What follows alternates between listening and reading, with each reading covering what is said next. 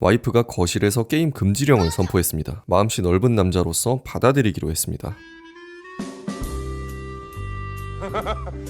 때마침 글로벌 게이밍 기어 브랜드 스틸 시리즈에서 게이밍 헤드셋 광고가 들어왔습니다. 이미 해외 매체에서 베스트 게이밍 헤드셋으로 자주 언급되던 아크티스 7P의 업그레이드 모델 아크티스 7P 플러스 무선 게이밍 헤드셋입니다. 플스 전용으로 나온 소니의 펄스 3D 헤드셋 사용자로서 직접 비교해가며 써본 결과 알아낸 점들, 솔직하게 장점뿐만 아니라 아쉬운 점까지 빠르게 정리해보겠습니다.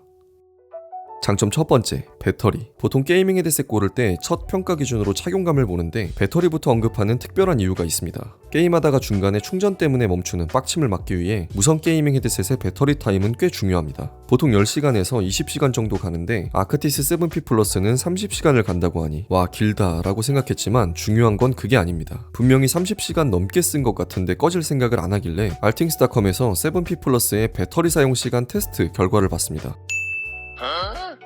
오타인가 싶었으나 얘네도 안 믿겼는지 3번 테스트 해봤답니다. 보통 마케팅 매직으로 스펙상 배터리 타임을 늘려놓는 건 많이 봤어도 이렇게 반대인 경우는 정말 드문데 광고주님도 저에게 롱타임 30시간 짱짱맨이라고만 알려주셨거든요. 불현듯 모 기업의 마케팅 방식이 떠오릅니다. 어쨌든 현재 게이밍 헤드셋 계열에서 비교 대상이 없는 독보적인 수치입니다. 스펙상 12시간인 펄스 헤드셋이 제 기준으로 일주일에 한 번은 충전해줘야 하는데 7P 플러스는 이대로라면 거의 한 달에 한 번꼴로 충전해줘도 된다는 계산이 나옵니다. 거기다 이전 모델인 7P에서 아쉬웠던 마이크로 5핀 충전 단자가 USB-C로 바뀌면서 15분 충전에 3시간 사용 가능한 급속 충전을 지원합니다. 무선 게이밍 헤드셋 고를 때 배터리를 중요하게 보신다면 이것만으로도 구매 이유가 될 수 있을 것 같습니다.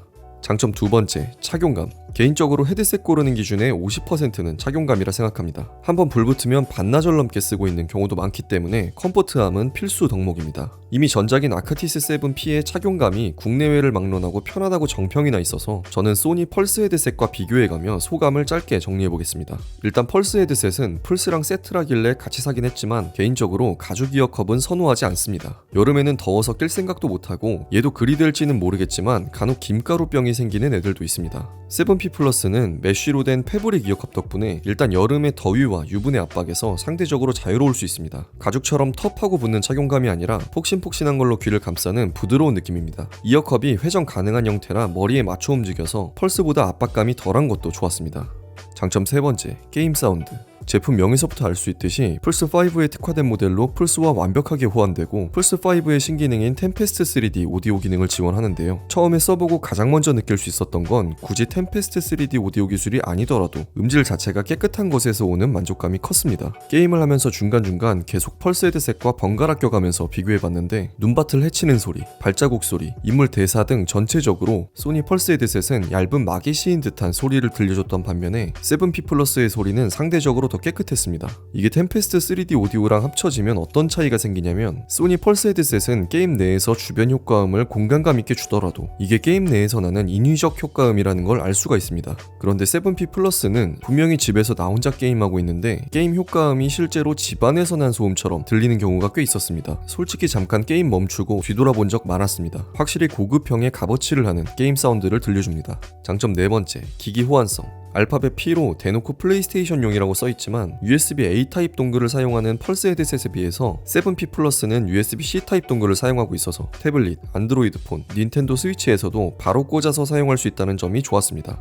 장점 다섯 번째, 만듦새. 두께감 있는 플라스틱 재질 덕분에 단단함이 느껴집니다. 또 일반 흰색 플라스틱이 아니라 겉면에 부드러운 코팅 처리가 돼 있어서 보고 만질 때 고급형 제품다운 만족감이 느껴졌습니다. 아쉬운 점 첫 번째, 헤드셋에 달린 다이얼들. 헤드셋에서 간편하게 볼륨과 모니터링 볼륨을 조절할 수 있는 건 좋은데 이게 걸리는 부분이 없이 돌아가서 헤드셋을 쓰고 벗을 때 저도 모르게 다이얼이 돌아가 있는 경우가 종종 생겼습니다. 아쉬운 점 두 번째, USB-C 동글 크기. 태블릿에 물려서 쓰실 분이 얼마나 될지 모르겠지만 동글이 가로로 꽤 긴 편이라 두 손으로 잡고 하는 게임을 하면 걸리적거렸습니다. 노트북 같은 경우에도 자리를 많이 차지해서 함께 주는 연장선으로 연결해야 했습니다. 다행히 스위치는 케이스를 씌워놨어도 잘 끼워졌고 사용하는 데에도 전혀 불편함은 없었습니다.